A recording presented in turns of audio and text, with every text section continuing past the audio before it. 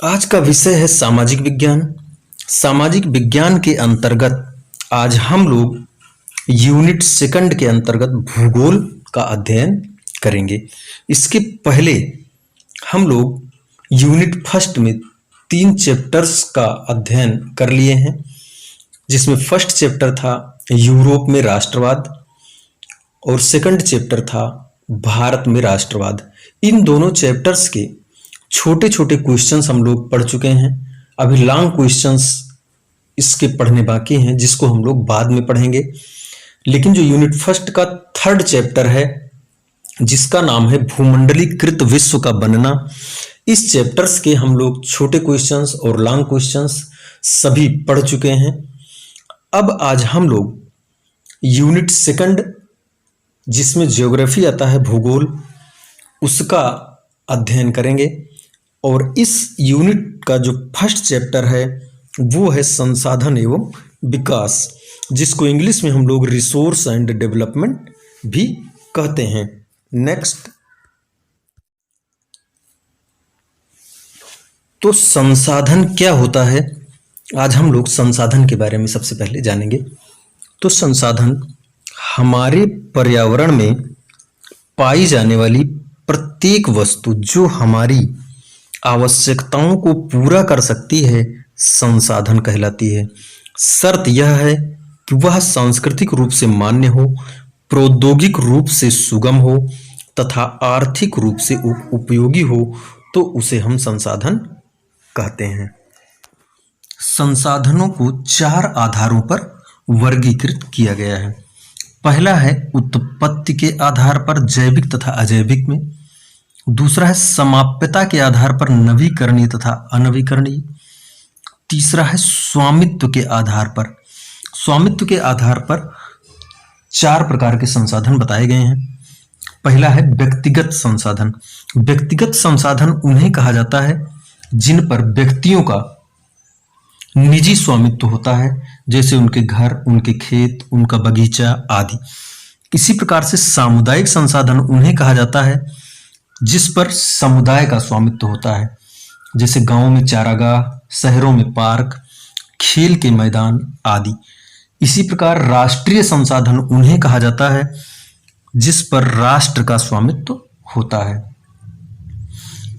अंतरराष्ट्रीय संसाधन उन्हें कहा जाता है जिन संसाधनों पर अंतरराष्ट्रीय समुदाय का स्वामित्व होता है, उन्हें अंतरराष्ट्रीय संसाधन कहा जाता है।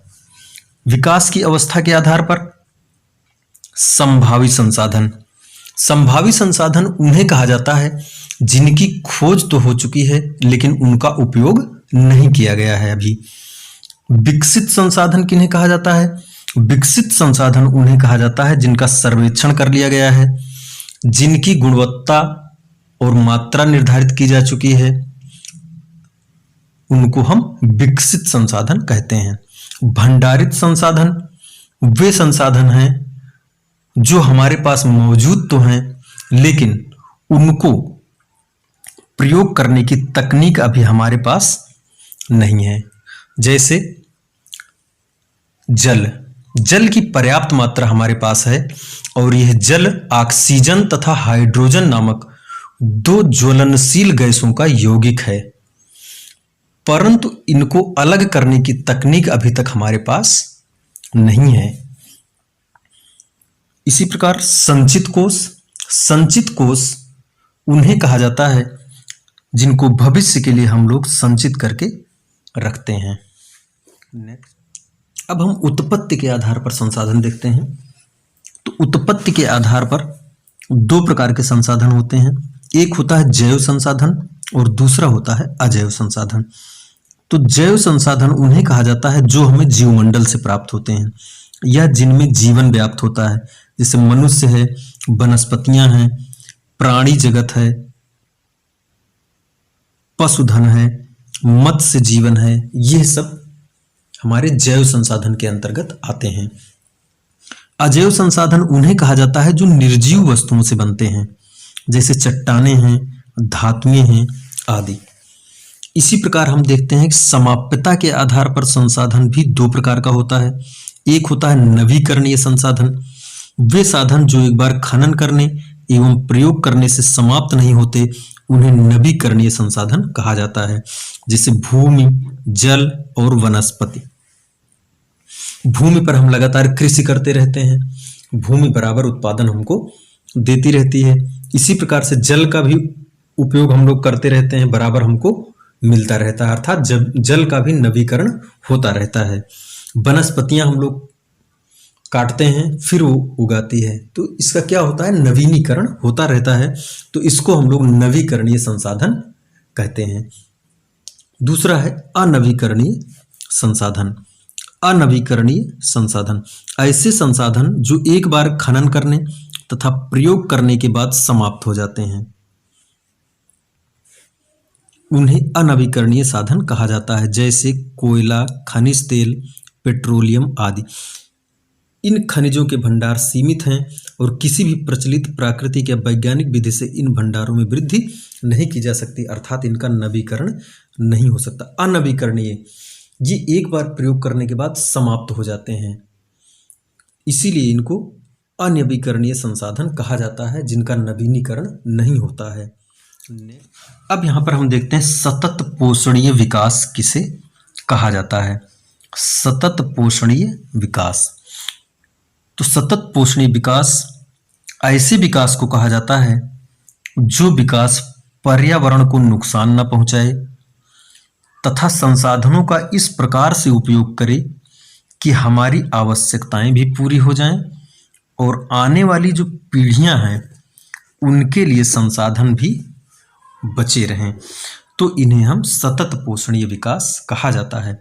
कुल मिलाकर के अगर हम यह देखें तो सतत पोषणीय विकास हम उसे कह सकते हैं कि ऐसा विकास जो पर्यावरण को नुकसान न पहुंचाए तथा आने वाली पीढ़ियों के लिए संसाधनों को बचा करके भी रखे। नेक्स्ट, अब हम देखते हैं कि पृथ्वी सम्मेलन किसे कहा जाता है। तो 3 जून से 14 जून 1992 के मध्य पर्यावरण और विकास पर संयुक्त राष्ट्र सम्मेलन का एक आयोजन किया गया था, जिसे पृथ्वी सम्मेलन का नाम दिया गया, क्योंकि यह सम्मेलन 1992 ईस्वी में किया गया था, इसीलिए इसके नाम में 1992 भी जोड़ दिया गया है। यह सम्मेलन ब्राजील के शहर रियो डी जेनेरियो में संपन्न हुआ था, इसीलिए कभी कभी इसको रियो डी जेनेरियो सम्मेलन भी कह दिया जाता है। इस सम्मेलन में 100 से अधिक देशों के राष्ट्राध्यक्ष सम्मिलित हुए थे और इन सभी राष्ट्राध्यक्षों ने भूमंडलीय जलवायु परिवर्तन तथा जैव विविधता के एक घोषणा पत्र पर हस्ताक्षर भी किया था। इसी सम्मेलन में 21वीं सदी में सतत पोषणीय विकास के लिए एजेंडा 21 को स्वीकृति प्रदान की थी।